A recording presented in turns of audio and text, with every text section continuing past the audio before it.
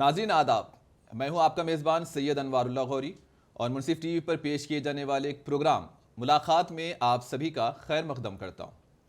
जैसा कि आप सब इस बात से बखूबी वाकिफ़ हैं कि हमारे इस मुनसिफ टीवी पर पेश किए जाने वाले प्रोग्राम मुलाकात में हम आपको हर वक्त एक ऐसे चेहरे से वाकिफ़ करवाते हैं, एक ऐसी शख्सियत से आपको रूबरू करवाते हैं जो हमारे लिए और हमारी रियासत के लिए बहुत मायने रखते हैं, या चाहे वो समाजी सतह से आए हों या फिर सियासी लीडर हों या फिर कोई समाजी लीडर हों या कोई मिली लीडर हों।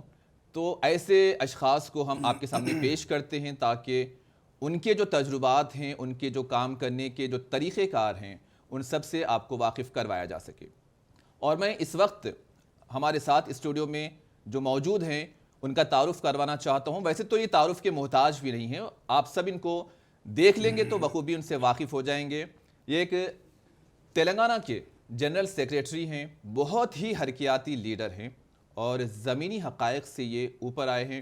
ये सब जानते हैं कि इस वक्त ज़मीनी हक़ाइक़ क्या हैं, इससे बखूबी वाकिफ़ हैं और बहुत ही समाजी कारकुन भी रह चुके हैं। समाज के लिए बहुत सी खिदमात भी इन्होंने अंजाम दी हैं और अब इस वक्त इन्हें जो ओहदा मिला है वो है तेलंगाना माइनॉरिटी फाइनेंस कॉरपोरेशन के सदरनशीन का ओहदा मिला है। जी हाँ, आपने बखूबी पहचान लिया होगा कि मैं किसकी बात कर रहा हूँ। मैं जनाब मोहम्मद इम्तियाज़ इसहाक साहब की बात कर रहा हूँ जो इस वक्त तेलंगाना के माइनॉरिटी फाइनेंस कॉरपोरेशन के सदरनशीन हैं। तो सबसे पहले मैं हमारे इस प्रोग्राम मुलाकात में मोहम्मद इम्तियाज़ इसहाक साहब का इस्तकबाल करता हूँ। सर, आपका हमारे इस प्रोग्राम में खैर मकदम है, इस्तकबाल।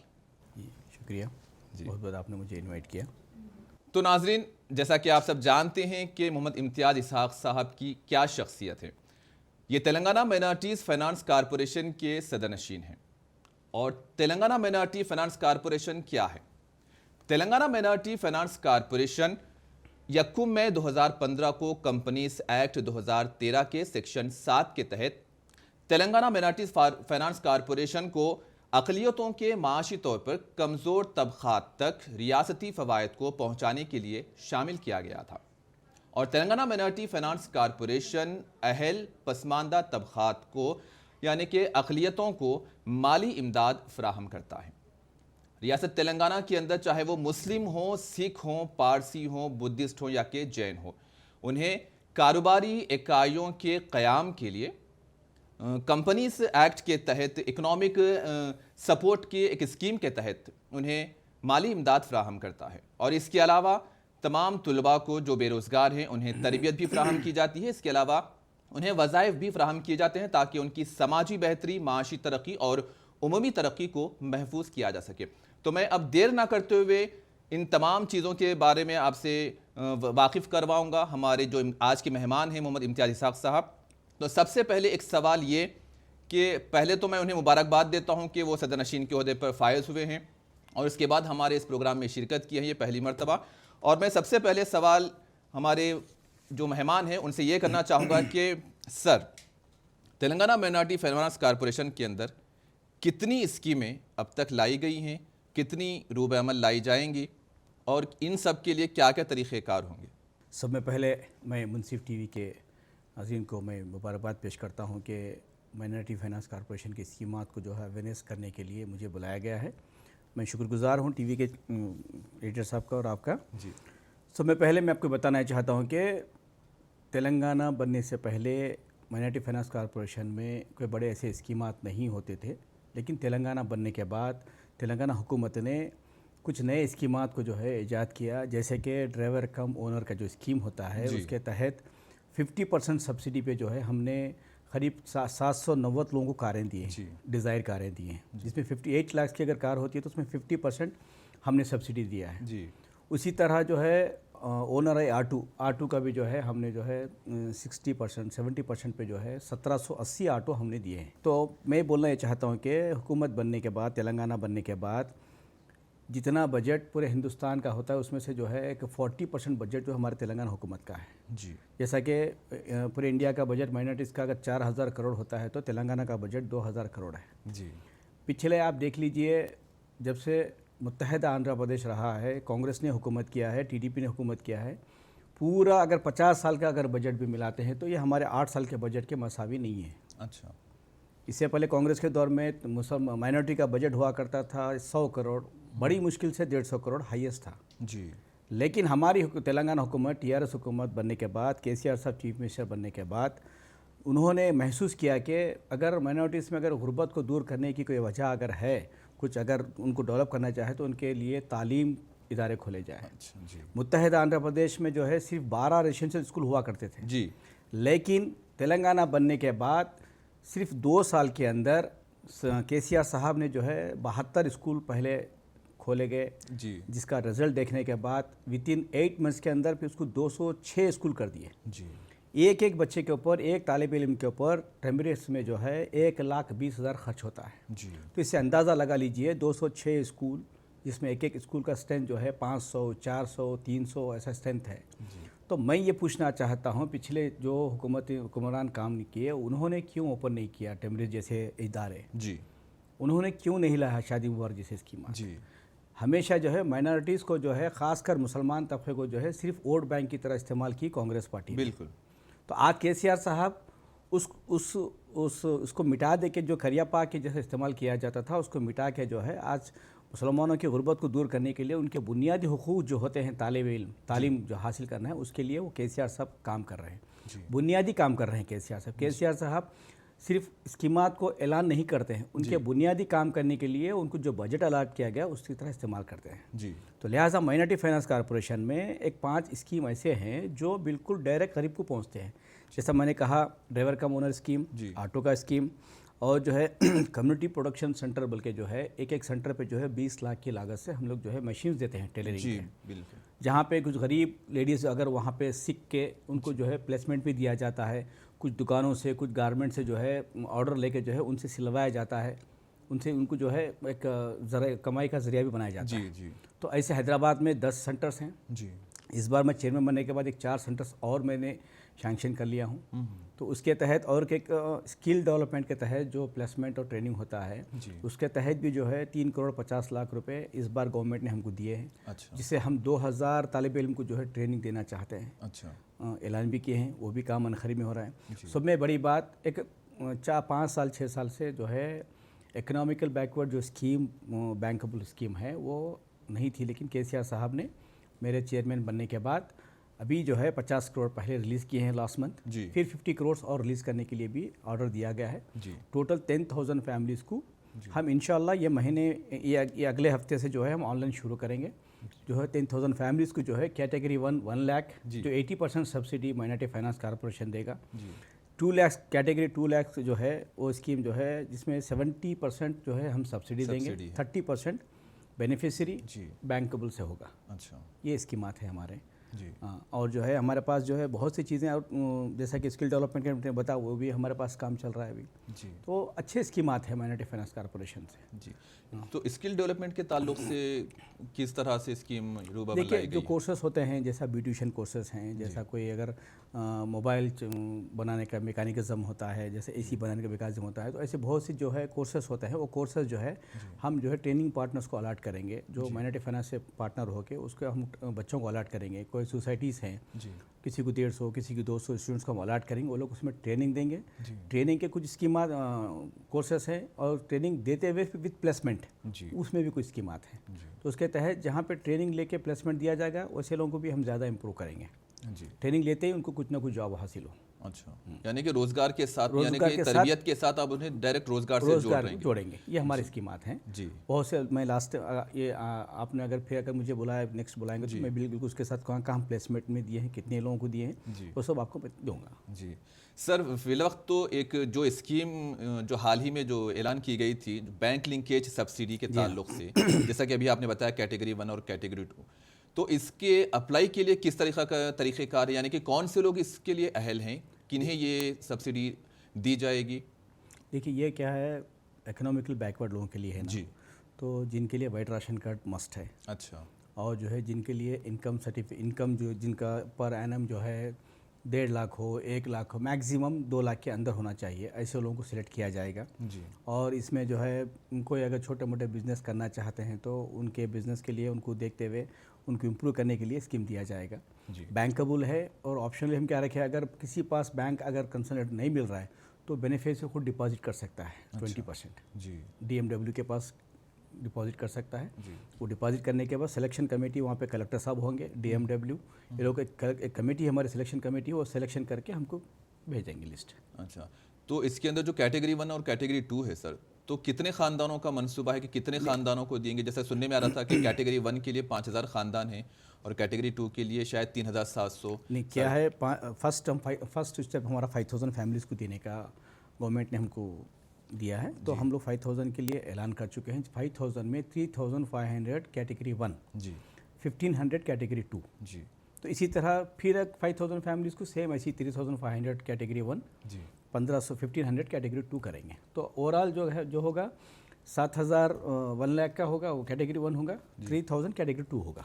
अच्छा, तो इसमें जो कैटेगरी 1 के लिए 80% सब्सिडी है, 80% है, और जो कैटेगरी 2 है उसके लिए 70% सब्सिडी है। सर, इसके लिए क्या जो बैंक लिंकेज सब्सिडी है, तो बैंक वालों से तालमेल हो चुका है, उन्हें हिदायत दे दी गई है? क्योंकि बहुत से जगह पे बैंक से शिकायतें मिलती है कि वो लोग, उनको हिदायत नहीं मिली है इस ताल्लुक से। नहीं, इसमें क्या रहता है, हिदायत ऑलरेडी हम बैंकों से मीटिंग में हमारे honourable minister, minority welfare minister कोपल ऐश्वर साहब और AK खान साहब और हमारे प्रिंसिपल सेक्रेटरी अहमद नदीम साहब, MD साहब, डायरेक्टर साहब, सब ने हमने मीटिंग की है बैंकर्स को बुला के जी। कि जब भी ऑनलाइन शुरू होगा जी। तो ये जो स्कीमात जो है हकदार तक पहुंचना चाहिए जी। और हकदार को दे के सिलेक्शन करना चाहिए। जी। और बैंकर्स, इसीलिए हम ऑप्शन क्या रखे हैं, अगर बैंक से किसी को लेटर नहीं मिल रहा है जी। तो वो बेनिफिशियरी खुद अपना 20% डिपॉजिट कर लेगा। जी। तो हम बैंक से कंसर्न नहीं है ना, तो हम डिपार्टमेंट से डायरेक्ट उनको रिलीज़ करेंगे।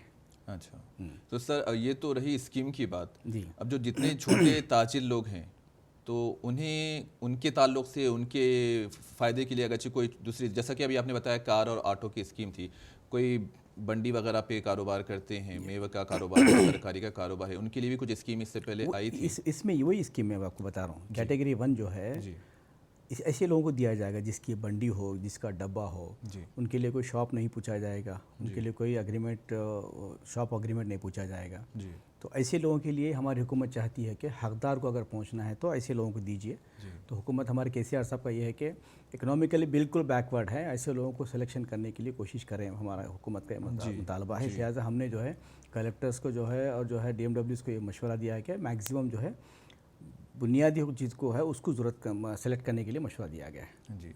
सर, वैसे तो ऐलान का, इसका नोटिफिकेशन का जो ऐलान हो गया, 1-2 महीने गुजर चुके हैं, फिर अभी तक इसके ऊपर अमलावरी नहीं हुई है। देखिए, गाइडलाइंस अप्रूवल के लिए डिपार्टमेंट को जाना पड़ता है, तो डिपार्टमेंट में चले गया है। इंशाल्लाह आज शाम तक या कल तक आ जाएगा अप्रूवल। जी। तो इसके कुछ प्रोसेस होते हैं डिपार्टमेंट के। जी। हमने जो है गाइडलाइंस को फॉरवर्ड कर दिया है, अप्रूवल हो चुका है, तो आज आ जाएगा। आज आने के बाद ऑनलाइन दे दिया जाएगा। ऑनलाइन के लिए 1-2-4 वक्त पूछेगा OBM डिपार्टमेंट, जी। तो 1 हफ्ते के अंदर जो है इसको ऑनलाइन कर देंगे। 1 हफ्ते के अंदर वो ऑनलाइन हो जाएगा। उसके बाद बिल्कुल सर, जो भी तरीक़ेकार है इसको एप्लीकेशन का, वो ऑनलाइन रहेगा कि ऑनलाइन रहेगा? वो ऑनलाइन रहेगा, बिल्कुल। जहाँ पे जो लोग रहते हैं वहीं पे ज़िले में ही ऑनलाइन अप्लाई करना पड़ेगा। जी। सिलेक्शन कमेटी पे कलेक्टर साहब होंगे, चेयरमैन इसके। जी। मेंबर जो है DMW हो गए और ZPCO हो गए और जो है बैंक के मैनेजर होंगे। जी। जी। सर, अक़लियतों को और नौजवान तलबा को बहुत से यानी कि उम्मीदें आपसे वाबस्ता हैं, तो आप इस ताल्लुक़ से और क्या सोच रखे हैं कि आपके क्या मतलब मकासद हैं इस ताल्लुक़ से, कि आप क्या क्या करेंगे माइनॉरिटीज़ के लिए? देखिए, माइनॉरिटीज़ के जो स्कीमात हैं जी। इकोनॉमिकल बैकवर्ड के, हमने हमारे KCR साहब, CM साहब से ये अदबन अपील हमने की है, रिक्वेस्ट की है कि 100 करोड़ अभी इस बार दिया जाएगा, फिर अभी कुछ वक्त में और एक 100 करोड़ दिया जाए। अप्रॉक्सीमेटली एक 300 से 400 करोड़ अगर देते हैं तो कुछ ना कुछ हमारे जो गरीब लोग हैं उन तक पहुँचाया जाएगा, तो ताकि उनमें कुछ हिम्मत अफजाई हो, कुछ काम कर सकें हम। एक तो हमारी हुकूमत गरीब बच्चों को पढ़ा रही है। जी। जहाँ पे गरीब बच्ची है, शादी के लिए शादी मुबारक स्कीम दे रही है। अगर कोई बच्चा जो है बैरून ममालिक जाके पढ़ना चाहता है तो उनके लिए ओवरसीज स्कॉलरशिप 20 लाख 100% सब्सिडी पे दिया जा रहा है। जी। अगर कोई गाड़ी चलाना चाहता है तो उसके लिए 50% सब्सिडी दिया जा रहा है। किसी को ऑटो दिया जा रहा है, किसी को इकोनॉमिकल बैकवर्ड वालों को जो है स्कीम दी जा रही है, कोई स्किल डेवलपमेंट के तहत ट्रेनिंग लेने दिया। और कितनी स्कीम चाहिए, इससे पहले किसी हुकूमत ने नहीं किया। जी बिल्कुल। तो मैं ये बताना चाहता हूँ कि सर, हुकूमतों ने तो नहीं किया, लेकिन जो कार की स्कीम हुई है वो उसका भी यानी कि ऐलान हुआ, लोगों ने एप्लीकेशन डाले, लेकिन अभी तक किसी को कारें पहुंची नहीं। क्यों नहीं पहुंची? 790 कारें हमने दी हैं 2019 में। जो हाल ही में यानी कि 1 साल से इल्तवा में हैं। तो देखिए कुछ लॉकडाउन, देखिए कोरोना वायरस एक ऐसी बीमारी थी, सारी दुनिया को इकोनॉमिकली थोड़ा परेशान होना पड़ा। तो इसी तरह से जो है 2 साल कोरोना होने की वजह से ये 2 साल स्कीमात नहीं आ चुके हैं, क्योंकि 2019 में ही हमने 790 कारें दी हैं। तो इंशाअल्लाह अनकरीब में जो है ये स्कीम भी शुरू करने का हमारे को इंस्ट्रक्शन है, हम करेंगे, बिल्कुल करेंगे। जितने लोग अप्लाई करें उनको तो दे नहीं सकते हैं, जिसमें से हकदार है चुनना पड़ेगा उनको, उन्हीं को मिलेगा। जी, यानी कि सर आपकी नज़र में इस तरह की स्कीमों के लिए अहल और हकदार कौन है? देखिए हकदार कौन है?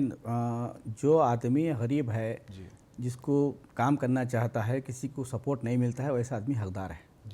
तो हम यही चाहते हैं कि अगर हकदार को पहुंचना है तो सही इंक्वायरी करके देना है। तो ये हमारा मुतालबा है, हम करते हैं। हमारे ऑफिशियल भी बिल्कुल जो है हकदार लोगों को सेलेक्ट करते हैं। अब तक जितने लोग हमने कारें दी है वो बिल्कुल हकदार तक ही पहुँचे हैं। हमारे पास यहाँ पे पैरवी करने का कोई गुंजाइश नहीं है। टीआरएस हुकूमत में कोई पैरवी करने की गुंजाइश नहीं है, चाहे वो शादी मुबारक स्कीम के तहत हो, किसी के तहत हो, वो डायरेक्ट हमारे पास अकाउंट को जाता है। जी सर, ये जो स्कीमें हैं कितने मंडलों में और कितने जगह ऑल ओवर तेलंगाना में है? जी, तेलंगाना पूरे ऑल ओवर तेलंगाना हाँ, के जहाँ पे देखिए अगर मैं कोई डिस्ट्रिक्ट को अगर एक 300 यूनिट्स अलाट करते हैं, अगर किसी मंडल में अगर मुस्लिम पॉपुलेशन नहीं है तो वहाँ पे क्यों जाएगी स्कीम? नहीं जाएगी। जी हाँ, ये तो मैंने हाँ बिल्कुल, जहाँ मुस्लिम पॉपुलेशन है वहाँ पे ज़्यादा जाएगी, जहाँ पे कम है वो भी करेंगे। जी, ऐसा कुछ नहीं है, जहाँ जहाँ पॉपुलेशन होगा बराबर पहुँचेंगे, जहाँ पे हकदार है लोग हैं वहाँ तो बराबर स्कीम जाएगी हमारी। जी, तो अब ये जो बैंक लिंकेज सब्सिडी का सर, तो इसका अहाता कहाँ तक है? या सिर्फ तेलंगाना के अंदर या कुछ हैदराबाद? नहीं, सारे तेलंगाना में होगा, पॉपुलेशन के तहत दिया जाएगा। जिसमें हैदराबाद में ज़्यादा पॉपुलेशन होगा तो हैदराबाद में ज़्यादा यूनिट्स दिए जाएंगे। जैसे निज़ामाबाद है, महबूब नगर है, वारंगल है, ऐसे जहाँ पे पॉपुलेशन ज़्यादा होगा तो थोड़ा यूनिट्स वहाँ बढ़ के जाएंगे। जहाँ पे पॉपुलेशन नहीं है वहाँ के कुछ लोगों को जो है जहाँ पे पॉपुलेशन है वहाँ को डाइवर्ट किया जाएगा। तो सर बेवाओं के लिए कुछ आपके पास में कुछ रोज़गार वगैरह के स्कीम वगैरह? देखिए बेवाओं के लिए, खासकर माइनॉरिटीज़ के लिए क्यों होता है स्कीम? पूरे हमारे तेलंगाना में केसीआर साहब ने जो है विडो पेंशन दे रहे हैं, ओल्ड एज पेंशन दे रहे हैं, और तेलुगु में उसको उनटेरी महिला बोल के, जो सिंगल वुमेन रहती है, जो चाहे वो तलाक याफ्ता हो या नहीं तो हस्बैंड छोड़ के चले गया हो, तो ऐसे लोगों के लिए जो है केसीआर साहब हमारा पेंशन दे रहे हैं। जी, तो उसमें माइनॉरिटी फाइनेंस के देने की कोई ज़रूरत नहीं है, ऑलरेडी हमारी हुकूमत दे रही है। अब तो 57 ईयर्स के भी जो स्कीम आते हैं वो भी दे रहे हैं। जी, 57 एज जिसकी है उसको भी स्कीम हमने पेंशन शुरू कर दिया है। अच्छा, तो मैक्सिमम लोग उसमें आ जा रहे हैं। जी, तो इससे हम पर्टिकुलर माइनॉरिटी फाइनेंस देने की ज़रूरत नहीं है। जी सर, कुछ जगह से शिकायतें ये भी मिल रही थी कि उन्हें वो वजीफे टाइम पे मिल नहीं रहे हैं, तो इसके अंदर किसकी कोताही होती है वहाँ मंडल? ऐसा कुछ नहीं है। कभी एक हफ्ता ऐसा 2-4 दिन वक्त पड़ेगा, लेकिन ऐसा कुछ नहीं है, हर एक को बराबर मिल रहा है। जी, बराबर मिल रहा है। हमारे पास अब जो हम स्कीमात हम शुरू कर रहे हैं बैंकेबल इकोनॉमिकल बैकवर्ड की, उसमें हम 33% रिजर्वेशन फॉर वुमेन के लिए भी हम स्कीम रखे हैं उसमें। सर अगर बात करूँ डबल बेडरूम स्कीम की, तो इसमें ये डबल बेडरूम स्कीम को कहाँ तक परवान चढ़ाया गया कि कितने लोगों को ये डबल बेडरूम मकानात फराहम किए गए? देखिए आप पर्टिकुलर एक अगर स्टेट एक डिस्ट्रिक्ट की बात अगर बोले तो मैं बोल सकता हूँ जी, ये पूरे स्टेट की बात है जी, तो उसके लिए मुझे डाटा लेना पड़ेगा। अच्छा, अगर आप मुझे पहले अगर बोलते तो उसको डाटा लेके मैं आता था। जी, लेकिन पूरे तेलंगाना में डबल बेडरूम बहुत से बन रहे हैं, बहुत से लोगों को दिया जा रहा है। जी हाँ, एक साथ तो हम नहीं कर सकते कुछ चीज़। बिल्कुल हर साल में कोटा होता है, कहीं 5,000 कहीं 3,000, हर कॉन्स्टिट्यूंसी में। जैसे हैदराबाद में करीब अब तक 60-70 हज़ार लोगों को हम दे चुके हैं। जैसे हमारे महबूब नगर में हमारे मिनिस्टर साहब ने भी जो है 4,000 हाउसेस बनाए हैं, वो भी डिस्ट्रीब्यूट कर चुके हैं। हर कॉन्स्टिट्यूंसी में किसी के पास 200, किसी के पास 300, किसी के पास 1,000 ऐसा बन रहे हैं, काम चल रहा है। तो उसके लिए एक वक्त पड़ेगा। देखिए पिछले 50-60 साल से हुकूमतें कोई काम नहीं कर चुके हैं, तो वो 50 साल की अगर एक माने में बोल दिया जाए दलिंद्रा ये दूर करना है तो कुछ वक्त पड़ेगा। जी, जी, 50 साल की दलिंद्रा को दूर करने के लिए हमको एक 15 साल तो हमको मौका मिलना चाहिए हमारे केसीआर साहब को।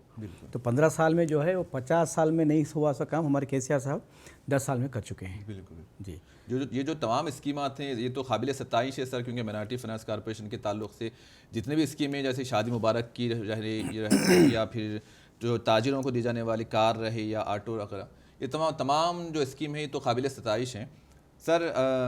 तमाम ये स्कीमों का अगरचे मैं एक बात करूं तो कल वज़ीर सेहत हरीश राव ने एक मीडिया के अंदर ये बयान दिया था कि मरकज़ की तरफ से ये इल्ज़ाम लगाया जा रहा है कि तेलंगाना रियासत ने उनकी स्कीमों के नामों को चुराया है, यानी कि वो स्कीमात के ऊपर अमल कर रही है। बिल्कुल सही बात है।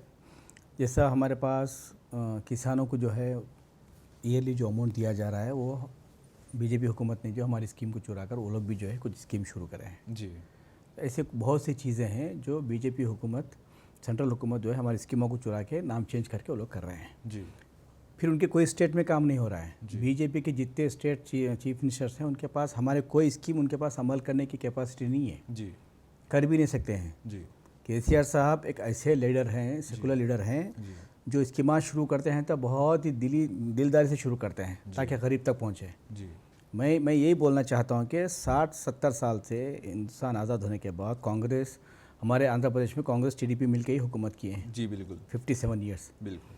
लेकिन उन्होंने कोई ऐसी स्कीम नहीं खोली, नहीं लाई जिससे माइनॉरिटी को फ़ायदा हो। जी केसीआर साहब आने के बाद कोई पूछा था क्या केसीआर साहब को हमारे लिए एक टेम्परेरी स्कूल खोलो? जी नहीं। कोई पूछा था क्या शादी मुबारक स्कीम लाओ बोल के? जी कोई पूछे थे क्या ओवरसीज स्कॉलरशिप दीजिए साहब हमारे बच्चों को? सही। लेकिन ये सब केसीआर साहब की सोच है। बिल्कुल। सचार कमेटी की रिपोर्ट कांग्रेस ने बनवाया जी लेकिन अमल नहीं किया। बिल्कुल उस पर केसीआर साहब अमल कर रहे हैं। बिल्कुल। सचार कमेटी की रिपोर्ट में क्या है? अगर सब में ज़्यादा अगर गुर्बत, अगर अनएजुकेटेड अगर कोई है तो मुस्लिम्स हैं। मुस्लिम से बिल्कुल। तो वो उस पर अमल करने वाली शख्सियत केसीआर साहब है कि मुसलमानों में पढ़ाया जाए, उनके बच्चों के घरों पढ़ाने के बाद उनके घर में तालीम होने के बाद एक घर में अगर कोई एक तालीमी याफ्ता बन के अगर नौकरी करता है तो पूरे घर को पालता है। जी ये हमारे केसीआर साहब की सोच है। तो बोलिए आप, इससे अच्छी सोच रखने वाली शख्सियत आज पूरे हिंदुस्तान में कौन है बताइए आप? नहीं। जैसे नीतीश कुमार 3-3 बार सीएम बने हैं, दूसरे लोग 3-3 4-4 मतलब सीएम बने, उनके पास कोई स्कीमात नहीं है। जी बिल्कुल। जैसे हमारे बिहार के एक माइनॉरिटी मिनिस्टर हमारे पास आए थे, टेमरिस को आए हो, देख के इतना खुश हो गए जी कि उन्होंने बोला कि मैं हमारे चीफ मिनिस्टर साहब से भी ये बयान करूंगा, ये रखूंगा मुतालबा कैबिनेट में कि वहाँ पे भी ऐसे स्कूल खोले जाए। बिल्कुल। तो मैं बोलना चाहता हूँ कि किसी की हिम्मत नहीं है दूसरे चीफ मिनिस्टर की, सिर्फ केसीआर साहब कर सकते हैं। बिल्कुल जी। और केसीआर साहब ने और के कारनामा क्या किया? 204 स्कूल्स थे, उसको अपग्रेड करते हुए जूनियर कॉलेज कर दिए। तो आप अंदाज़ा लगा लीजिए, सिर्फ एक 2 साल 3-4 साल की मोहलत में जी इतने स्कूल्स, इतने कॉलेजेस खोलना बहुत बड़ी बात है हुकूमत के लिए। जी ये किसी की बस की बात नहीं है, सिर्फ केसीआर साहब की बस की बात है। जी केसीआर साहब अगर ठान लें तो बराबर करते कर हैं। सकते हैं। हाँ, बिल्कुल वो पीछे पलट के देखने वाली शख्सियत नहीं हो, बिल्कुल सामने का रास्ता देखते हो। बिल्कुल। जी।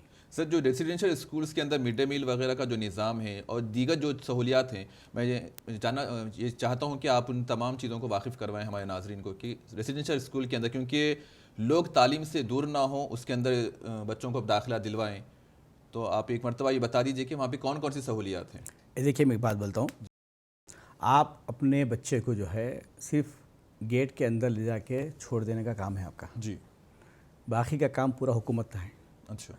बच्चे को जो है पढ़ाने का काम बच्चे का है, खिलाने का काम बच्चे का है, उसके बच्चों के कपड़ों से लेके, बच्चों की कटिंग से लेके, अगर बच्चा वो अगर मुसलमान है नमाज़ पढ़ने की सहूलत से लेके, कुरान पढ़ने की सहूलत से लेके, हर वो चीज़ टेमरिस में दिया जाता है। अच्छा। सहूलतों के साथ खाना भी बिल्कुल ऐसा खाना, हम घर का खाना जैसा खाते हैं वैसा खाना खिलवाया जाता है। जी। बच्चों को फ्रूट दिया जाता है, बच्चों को नॉनवेज दिया जाता है, बच्चों को अंडे दिए जाते हैं, हर वो चीज़ टेमरिस में दिया जाता है। इसलिए आज आप देखिए टेमरिस में जो है जितने भी बच्चे हैं, गरीब लोगों के बच्चे हैं, किसी के ऑटो ड्राइवर का बेटा है, किसी की मैकेनिक की बेटी है, फलां के, पूरे गरीब लोगों के जो है देहातों में जो लोग नहीं पढ़ा सकते थे वो लोग ला के पूरे टेमरिस में पढ़ा रहे हैं। आज आपको सीट नहीं मिलती, आपको टेमरिस में जाके आप पैरवी करके सीट लेना पड़ रहा है, कोशिश करके, रिकमेंडेशन है, कोशिश करके। जी। उतना कंपटीशन टेमरिस में है। टेमरिस के बच्चे नासा तक जाके आए ना। जी जी बिल्कुल। तो बहुत से लोग कई टेमरिस के बच्चों को, हमारे महबूब नगर में एक स्कूल में जो है 2 बच्चों को जो है सेंट्रल गवर्नमेंट जॉब आई। अच्छा। परसों लास्ट हफ्ते जी। महबूब नगर बॉयज़ 1 के 2 बच्चों को जो है गवर्नमेंट जॉब है, उस बच्चों को जो है गुलपोशी की गई। तो बहुत से लोग टेमरिस में पढ़कर जो है नौकरियां हासिल कर रहे हैं। कोई आईएएस बनने की कोचिंग ले रहा है, कोई आईपीएस बनने की कोचिंग ले रहा है। ये सब कारनामा सिर्फ केसीआर साहब का है। जी। केसीआर साहब चाहते हैं हर माइनॉरिटी के घर में बच्चे पढ़ लिख के बाहर आएँ। जी। ये बुनियादी काम है। जी। बस ये क्या है, 100 करोड़ की स्कीम दे दिया, खामोश बैठने का काम हमारे केसीआर साहब का नहीं है। जी। ये स्कीम है, तालीम है। सर, क्या केसीआर साहब ये जो तमाम स्कीम्स को रुबैमल लाए हैं, इसका फ़ंड क्या रियासती हुकूमत अदा कर रही है या फिर मरकज़ी हुकूमत की तरफ से फंड मिल मरकज़ी रहा है? हुकूमत का 1 रुपया इसमें नहीं है। जी। मैं आपको बताता चलूँ, तेलंगाना के तरफ से जो टैक्स की शक्ल में हो, जीएसटी की शक्ल में हो, अगर हम 2 लाख करोड़ अगर सेंट्रल को भेज रहे हैं तो सेंट्रल हमको वापस कर रही है सिर्फ 1,30,000 जी 35,000 हमारा खुद का पैसा हुकूमत वापस नहीं कर रही है सेंट्रल गवर्नमेंट। सर, वजह क्या है? बस उनको नहीं चाहिए, तो तेलंगाना में टीआरएस हुकूमत है, वो लोग नहीं चाहते हैं कि तेलंगाना हुकूमत में और डेवलपमेंट हो। जी वो यहाँ का पैसे लेके यूपी, जहाँ उनके चीफ मिनिस्टर हैं वहाँ पे गुजरात को ऐसे लेके जा रहे हैं। जी तेलंगाना का पैसा तेलंगाना को देने के लिए वो लोग तैयार नहीं है, तो लिहाजा हमारे सीएम साहब लड़ रहे हो जी कि हमारा पैसा हमको दे, हमारा स्टेट का जो पावर है हम इस्तेमाल करें। जी। सर, कल निर्मला सीतारमन कामारेड्डी का दौरा किए थे, तो वहाँ एक राशन की दुकान पर उन्होंने जाकर के पीएम मोदी की तस्वीर आवेदन करने की वहाँ बात कही थी कि उन्होंने कहा था कि पीएम मोदी की तस्वीर को राशन की दुकान में लगाया जाए। तो इस ताल्लुक से आपका क्या कहना है? एक हिंदुस्तान के प्राइम मिनिस्टर की तस्वीर एक राशन कार्ड पे क्यों लगाया जाए, एक राशन कार्ड की दुकान पे क्यों लगाया जाए? यही तो सवाल है। क्यों लगाया जाए? जी गलत है वो। एक हिंदुस्तान के प्राइम मिनिस्टर है, जो सेंट्रल स्कीमात होंगे उस पर रहेंगे। ये जो राशन की दुकान है वो स्टेट गवर्नमेंट की स्कीम है, स्टेट गवर्नमेंट की चीफ मिनिस्टर साहब की फ़ोटो होगी उसके ऊपर, जी उसमें प्राइम मिनिस्टर की फ़ोटो क्यों लगाएंगे? जी तो ऐसे अगर हमारा पैसे ले जाके सेंट्रल गवर्नमेंट बहुत सी स्कीमात कर रहे हैं, तो यहाँ के हमारे जब पैसा लेके जा रहे हैं तो हमारे चीफ मिनिस्टर साहब की फ़ोटो लगाने के लिए बोलिए। जी। सर, अभी जो कौमी सियासत का जो हाल है, नीतीश कुमार साहब से हमारे जो केसीआर साहब की हाल में मुलाकात हुई कि एक महाज यानी कि ये है कि तमाम लोगों को, तमाम जमातों को मुत्तहिद करके एक पार्टी के ख़िलाफ़ में, यानी कि एक मुत्तहिद होकर के एक अलग से हुकूमत बनाने का, उस हुकूमत को नाकाम करने की जो कोशिशें चल रही हैं, तो इस ताल्लुक़ से अब क्या? देखिए, मैं एक बात बोलता हूँ, पिछले 10-8-9 साल से बीजेपी हुकूमत जी और हिंदुस्तान में चल रही है। जहाँ जहाँ वो लोग नहीं हैं वहाँ पे जो है एमएलएस को ख़रीद के वो हुकूमत को गिरा रहे हैं, अपनी बीजेपी हुकूमत बना रहे हैं। जी इस दौरान आपको मालूम होना चाहिए, परसों दिल्ली में भी एक कोशिश की गई, नाकाम हो गई। नाकाम हुई। तो ऐसे वक्त कोई ना कोई हिम्मत करके बाहर निकलने की ज़रूरत है। एंटी बीजेपी जी जो बीजेपी कर रही है वो एक्चुअली ख़रीदना बेचना, ये बीजेपी को जो है वो केसीआर साहब उसके सख्त खिलाफ हैं। जी तो केसीआर साहब जब तेलंगाना मूवमेंट में भी ऐसे निकले थे, इसे सिंगल मैन, जी जब अकेले निकले थे तो सारे लोग ये बोले सारे अकेले क्या कर सकेंगे। बिल्कुल। तो आज वही सेकंड केसीआर साहब ये दोहरा रहे हैं कि जिस तरह से मैं तेलंगाना हासिल किया था उस तरह से हिंदुस्तान में भी जो है एक ऑल रीजनल पार्टीज मिलके जो है एक मुत्तहिदा बना के, महाज बना के हुकूमत बनाना चाहते हैं। एंटी बीजेपी इसीलिए कि बीजेपी के जो तरीक़ेकार है उसके ख़िलाफ़ है उन्होंने। जी बीजेपी जो काम कर रही है, जहाँ पे एमएलएस को ख़रीदना, हुकूमतों गिराना, ये जो उसके ख़िलाफ़ है। जी लिहाजा जो है आज 10 साल के बाद अब जब इलेक्शंस होंगे, बराबर केसीआर साहब जो चाह रहे हैं ऑल रीजनल पार्टीज मिलके बराबर वहाँ महाज बनाएंगे और बराबर हिंदुस्तान में केसीआर साहब की सदारत में हुकूमत बनेगी, सेंट्रल हुकूमत बनेगी। सर, बीजेपी का जो स्लोगन था कि करप्शन को मिटाएंगे, लेकिन बीजेपी खुद इसमें फंसती नज़र आ रही है। जैसा कि आपने कहा कि एमएलएस को ख़रीद रही है, अब एमएलएस को ख़रीदते हुए दूसरे रियासतों की हुकूमतों को गिराना, तो ये कहाँ तक सही है सर कि लोग अपने वोट का इस्तेमाल करते हुए हुकूमत बनाते हैं और फिर ये हुकूमतें जो मरकज़ में जो हुकूमत बैठी है वो वहाँ के एमएलएस को, विधायकों को ख़रीद के फिर उस हुकूमतों को गिराने का जो काम कर रही है, तो क्या इससे सियासी माहौल ख़राब नहीं हो रहा? तो इसी से तो सियासी माहौल पूरा ख़राब हो चुका है ना जी। आज अगर एंटी बीजेपी अगर कोई एमएलए बना भी तो जो है वो बीजेपी ये चाहती है कि इसको कभी भी हम ख़रीद के अपने पास ला लेंगे, इसको हम हुकूमत बनाएंगे। ये बीजेपी का मनसूबा बन चुका है। जी तो पब्लिक में जो है बीजेपी के ख़िलाफ़ एक माइंड बन चुका है कि ये लोग हिंदुस्तान को जो है बर्बाद कर रहे हैं। जी देखिए, अब 75 ईयर्स कंप्लीट होने के बाद मोदी जी का एक नारा था 2022 में हर गरीब को घर दिया जाएगा, बिना कोई घर के नहीं रहेगा। कहाँ है बोलिए आप? बिल्कुल। कितने वादे मोदी जी ने किए, कहाँ एक वादे पे अमल नहीं है उनका, बोलिए आप। जी बिल्कुल। गुजरात के जब चीफ मिनिस्टर थे तो उन्होंने कहा थे मनमोहन सिंह जी के ऊपर के महंगाई के ऊपर इनके कान में नहीं सुने आता है, महंगाई के ऊपर ये कुछ बोलते नहीं हैं, ये बिल्कुल खामोश हैं। तो आज मोदी जी क्या बोल रहे हैं महंगाई के ऊपर? जी हिंदुस्तान की आवाम देख रही है, सब कुछ देख रही है। इसीलिए आज हिंदुस्तान में एक ऐसा चेहरा उभर रहा है केसीआर साहब, जो केसीआर साहब की शख्सियत है, किसी को डरने वाले नहीं होते नहीं। अगर जब वो निकलते हैं तो बराबर कामयाब होते हैं। ये केसीआर साहब का बिल्कुल इरादा है वो। हम भी जो है दुआ करते हैं कि केसीआर साहब की सियासी जो आगे की लाइन है वो अल्लाह ताला कामयाब करें, और जो चाह रहे हैं कि एंटी बीजेपी एक हुकूमत बने, अल्लाह ताला उनको कामयाब करे, ये हमारी दिली दुआ है। सर इस बात में कहाँ तक सच्चाई है कि जो लास्ट टाइम पे जो कविता मैडम हैं, तो उनके ऊपर जो इल्ज़ाम लगाए गए थे कि शराब घोटाले के अंदर कि ये मुलविस पाई गई हैं? बिल्कुल झूठ है, जी बिल्कुल झूठ है। एक महिला के ऊपर जो तेलंगाना मूवमेंट में इतना काम करके तेलंगाना बनने के लिए जो मेहनत करे उन्होंने, जी तो उन्होंने इतना पब्लिक में रहने के बाद एक आपके पास स्मृति ईरानी जैसी मैडम जो है, उनको दुनिया के ऊपर इन्वॉल्व रहने के बावजूद भी जो है उन जी, पर कोई इल्ज़ाम नहीं लगाया इल्ज़ामात जाता नहीं है। लगे। इल्ज़ाम लगने के बाद भी जो है उनको क्लीन चिट दिया जाता है, जी जबकि ये महिला जो है किसी चीज़ में इन्वॉल्वमेंट नहीं है। जी यहाँ के लोगों को दिल्ली जाने की क्या ज़रूरत है? जी। कोई ज़रूरत नहीं है, गलत बात है ये। बस डराने की कोशिश कर रहे हैं, लेकिन केसीआर साहब की फैमिली किसी को डरने वाली फैमिली नहीं होती। आवाम उनके साथ है, जिसके साथ आवाम होती है वो किसी को डरने वाली शख्सियत नहीं होते। तेलंगाना की आवाम पूरी केसीआर साहब, केटीआर साहब, कविता मैडम के साथ है। जी बिल्कुल आवाम उनके साथ है। सर, अवाम में तजस्सुस ये पाया जा रहा है कि 2023 के अंदर जो इंतखाबात होंगे उसके अंदर बीजेपी कामयाबी हासिल करेगी। ये गलत बात है। देखिए बीजेपी, आप ये बात आप मेरी इंटरव्यू में लिख लीजिए। जी बीजेपी को सेकंड डिजिट एमएलएस नहीं आएंगे। जी आज आवाम ये चाहती है कि उनका बच्चा पढ़ लिख के नौकरी करे, उनका बच्चा जो है काम करे। ये कम्युनल फीलिंग्स में लोग इन्वॉल्व नहीं होते। जी आजकल सोशल मीडिया इतना अच्छा हो गया है, इतना फास्ट हो गया है कि आज आवाम चाहती है कि हमको जो है हम इत्मीनान से रहे, सुकून से रहे, अपनी नौकरी करें, अपना बच्चा घर जाके बाहर जाके कमा के नौकरी करके घर को वापस आए। तो लिहाजा जो है वो एक ही शख्सियत है हमारे पास, टीआरएस केसीआर साहब की जो चीफ मिनिस्टर साहब हैं, उनकी सदारत में सेफ साइड हैं तेलंगाना, इत्मीनान से हैं, सुकून से हैं, हर तबके के लोग सुकून से हैं। लिहाजा आवाम चाहती है कि कोई दूसरे शख्स को ला के खराबा ना करें। लिहाजा जो है सारे लोग, चाहे मुस्लिम हो, सिख हो, हिंदू भाई हो, सभी लोग जो है केसीआर साहब को फिर चीफ मिनिस्टर बनाएंगे, फिर टीआरएस की हुकूमत बनेगी। ये लिख लीजिए आप। 2014 में पीएम मोदी ने एक बात कही थी सर कि जब हमारी हुकूमतें आएंगी तो जितने अपोजिशन के तमाम लीडर्स हैं वो सब जेल में होंगे, और वही तमाम अपोजिशन लीडर्स आज उनकी पार्टी में हैं। वही तो बोल रहा हूँ, डराने के लिए। मैं क्या बोल रहा हूँ आपको, डरा के धमका के लिया जा रहा है।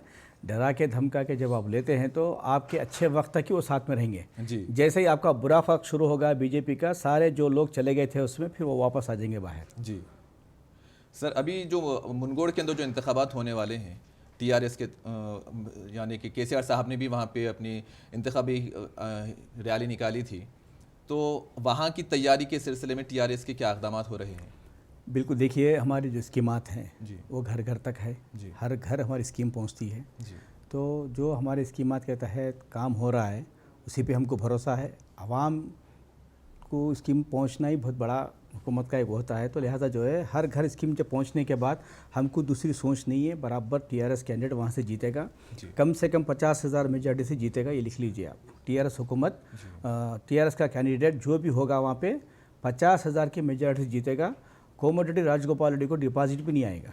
सर, यही उम्मीदें दुबाक असेंबली हल्के से भी रखी गई थी, जी। तो फिर वहाँ से बीजेपी की कामयाबी हुई। नहीं, वहाँ पे थोड़ा सा वक्त के हिसाब से थोड़ा हमको किस चीज़ में वहाँ पे गफलत बरती गई, किस चीज़ की कोताही, किस चीज़ की कमी रही सर वहाँ की के टीआरएस ने वहाँ पे कामयाबी हासिल कमी नहीं? कुछ नहीं रही। थोड़ा सा वहाँ पे वर्कर्स में थोड़ा कुछ कम्युनिकेशन गैप था, उसकी वजह से थोड़ा बहुत कुछ मसला हुआ होगा, लेकिन जी ऐसा कुछ नहीं है। बराबर जो है कहीं एक आध जगह अगर गलती हो तो वो फिर दोहराई नहीं जाती है। जी जो भी होगा मुनगोड़ में वैसा नहीं होगा। मुनगोड़ में जो बिल्कुल पार्टी के जो है कैडर वहाँ पे खुशगवार माहौल में है। बिल्कुल केसीआर साहब अगर जब मीटिंग को जाते हैं तो वहाँ पे 100% जीत हासिल होती है। जी सर, तेलंगाना का क्या पोजीशन है, हमारे ये कांग्रेस का क्या पोजीशन है तेलंगाना के अंदर? कांग्रेस का पोजीशन तो कुछ है तो नहीं, जी क्योंकि कांग्रेस पूरे हिंदुस्तान में डूब चुकी है। जी तो लिहाजा जो है तेलंगाना में तो ऐसे कोई पोजीशन है नहीं, क्योंकि कांग्रेस को जो है कांग्रेस को बाहर के लोग हराने की ज़रूरत नहीं है। जी उनके अपने लोग ही उनको हरा लेते हैं, उनके अपने लोग ही उनको जी वहीं लड़ लेते हैं, वहीं वो गांधी भवन में लड़ लेते हैं, गांधी भवन में ख़राब हो जाते हैं। वो गांधी भवन से बाहर आते ही नहीं है। जी अगर कोई गांधी भवन से बाहर आए तो फिर खींच के फिर लाके गांधी भवन में बिठाते हैं उसको। ये कांग्रेस का सिस्टम है। कांग्रेस पार्टी से कौन मुनगोड़ नहीं, वो मुझे नहीं मालूम है, वो पार्टी का मेरे को क्या ताल्लुक है। जी सर, हाल ही में ये बातें भी उठ रही थी कि टीआरएस की जानिब से वहाँ पे खिलौने तकसीम किए गए इंतखाबी निशान के ताल्लुक से। कौन सी अपने पास जी पता नहीं, वो तो नहीं मालूम है मुझे, जी आइडिया नहीं है। जी सर, आप टीआरएस पार्टी को किस नज़रिए से देखते हैं सर? देखिए टीआरएस पार्टी हर तबके के लिए बिल्कुल हर स्कीम लाने के लिए केसीआर साहब जो कोशिश करते हैं कि हर तबके के लोगों को जो है स्कीम पहुंचे, हर तबके का आदमी तरक्की करे, हर तबके के आदमी के चेहरे पे मुस्कुराहट हो, हर घर खुश हो। तेलंगाना बनने से पहले जो केसीआर साहब ने कहा था कि मैं तेलंगाना लाने के बाद हर तबके में लोगों को जो है खुशहाली देखूंगा, हर तबके के लोगों को उठाऊंगा, उनको जो है तालीम दूंगा, उनके बच्चों को पढ़ाऊंगा, उनके बच्चों को नौकरी दूंगा। अब देखिए 82,000 जॉब नोटिफिकेशन डालना पूरे हिंदुस्तान में किसी ने किया क्या, बोलिए आप? जी। वो हमारी हुकूमत ने किया, केसीआर साहब ने किया। बिल्कुल। नरेंद्र मोदी जी ने 2 करोड़ नौकरियां देने का वादा किया था, जी। कितने लोगों को नौकरी दिए, बोलिए आप? जी अगर हम 82,000 ये सर, अमित शाह ने तो कह दिया था कि ये तो सिर्फ जुमले हैं, तो जुमले कैसा होते हैं, बोलिए आप मेरे को? एक सिर्फ आवाम को रिझाने के लिए। वही तो बोल रहा हूँ, जुमला कैसा होता है, आप बोलिए मुझे। तो आप देखिए यहाँ के बीजेपी का स्टेट प्रेसिडेंट हो, जो उनके लोग बोलते हैं यहाँ की स्कीमें, ये स्कीमें फिर बाजू कर्नाटक में क्यों नहीं है? जी। ये स्कीमें बाजू महाराष्ट्र में क्यों नहीं है? जी। आप अतराफ में बॉर्डर में, तेलंगाना के अतराफ बॉर्डर में देखिए आप, क्यों नहीं है? जी। तो लिहाजा जो है सिर्फ ये बोलने के लिए पब्लिक को बहकाना, पब्लिक को जो है ख़राब करना, ये चीज़ जो है बीजेपी का काम है। बीजेपी कभी ये नहीं चाहती कि आवाम तक कोई स्कीम पहुंचे, बस वो जो है सिर्फ पब्लिक में लड़ाना, लीडरों को ख़रीदना, जहाँ पे एंटी बीजेपी हुकूमत है वो हुकूमत को तोड़ना, बीजेपी को बनाना, यही बस उनका काम है। जी सर, आखिरी सवाल आपसे ये कि 2023 के इंतखाबात के लिए टीआरएस पार्टी की क्या हिकमत अमलियाँ हमें देखने को मिलेगी? देखिए, मैं आपको अभी पहले भी बोला हूँ कि हमारे जो स्कीमात हैं जी, वो हर घर पहुँचते हैं। जी, लिहाजा जो है हमको कोई तैयारी करने की ज़रूरत नहीं है। हमारे पास स्कीमात पे जो है हम वोट मांगते हैं, हम काम करके वोट मांगते हैं, हम बिना काम करे कोई वोटर के पास नहीं जाते हैं। हर घर स्कीम पहुंचाना हमारे एमएलएस का काम है, हमारे पार्टी के वर्कर्स का काम है, हमारे जेडपीटीसी एमपीपी सबका काम है। जो स्कीमात हमारे चीफ मिनिस्टर साहब दे रहे हैं वो घर तक पहुँचाना हमारा काम है। ये स्कीमात जब पहुँचते हैं तो हमको ऑटोमेटिक वोट मिलते हैं। सर, एज ए चेयरमैन आप इसके बाद में माइनॉरिटीज़ के लिए क्या कुछ करने का अज़्म रखते हैं? देखिए मैं चेयरमैन बनने के बाद हमारे chief minister, honourable chief minister साहब केसीआर साहब ने जो है 50 करोड़ रिलीज़ कर दिया है जी। तो उसके तहत हमने जो है गाइडलाइंस भी बना चुके हैं जी। तो ये हफ्ते के अंदर जो है ऑनलाइन किया जाएगा और एक 50 करोड़ का भी जो है उसमें ऐड किया जाएगा। टोटल 120 करोड़, जो 100 करोड़ गवर्नमेंट की तरफ से होगा, 20 करोड़ बैंक शेयर होगा, तो 120 करोड़ का जो है हम मंसूबा बना चुके हैं एक 10,000 12,000 फैमिलीज़ को देने का। तो लिहाजा जो है ये स्कीमात होंगे। उसके बाद स्किल डेवलपमेंट के जो है ट्रेनिंग दिया जाएगा। उसके बाद जो कम्युनिटी प्रोडक्शन सेंटर जो मैंने कहा था वो भी उसके ऊपर हम काम कर रहे हैं। तो ऐसे बहुत से स्कीमात हैं, ड्राइवर कम ओनर के स्कीमात हैं, फिर लाया जाएगा। 2019 में हमने जो है 790 कारें दी थी। इंशाल्लाह अनखरीब में जो है हम एक 250 कार्स का मनसूबा बना चुके हैं, वो भी दिया जाएगा। तो हमारे स्टेप बाय स्टेप स्कीम्स है, हमारा प्लान है, हमको हम काम कर रहे हैं। हुकूमत का बिल्कुल 100% ताउन है हमको। हुकूमत चाहती है कि हर माइनॉरिटी के घर में कोई ना कोई स्कीम पहुँचे जिससे वो अपने रोज़गार गुजार सके। जी, बहुत शुक्रिया सर, आपने हमारे इस प्रोग्राम के लिए अपना कीमती वक्त दिया। तो नाज़रीन, मैं सैयद अनवारुल्लाह गौरी, इस वक्त प्रोग्राम में हमारे साथ मौजूद थे सदर नशीन माइनॉरिटीज़ फाइनेंस कॉरपोरेशन के मोहम्मद इम्तियाज़ इसाक साहब, जो इस वक्त जो रियासत तेलंगाना के अंदर जो स्कीमात नाफिज की गई हैं, जो रूब अमल लाई जाएंगी और उसके लिए क्या तरीक़ेकार हैं, इन तमाम तफसीलात से आपको बखूबी वाकिफ़ करवाया है। और कुछ पॉलिटिक्स की कुछ थोड़ी बहुत बातें भी हुई हैं। यकीन मानिए कि अभी जो बैंक लिंकेज सब्सिडी के ताल्लुक से जो कुछ बात हुई है कि सर ने कहा कि बहुत जल्द इसके भी इजराई अमल में आ जाएगी, यानी कि नोटिफिकेशन का ऐलान भी हो चुका है। अब इसे ऑनलाइन किस तरीके से फुल किया जाएगा वो भी तरीक़ेकार आपको बता दिया है। तो लिहाजा मैं अब आपसे इस प्रोग्राम के अंदर विदाई लेने का वक्त आ चुका है, तो मैं आपसे विदा लेता हूं। एक नए प्रोग्राम में फिर आपसे एक नए समाजी लीडर से मुलाकात होगी या सियासी लीडर से मुलाकात होगी। तब तक के लिए मुझे दीजिए इजाज़त। अल्लाह हाफ़िज़।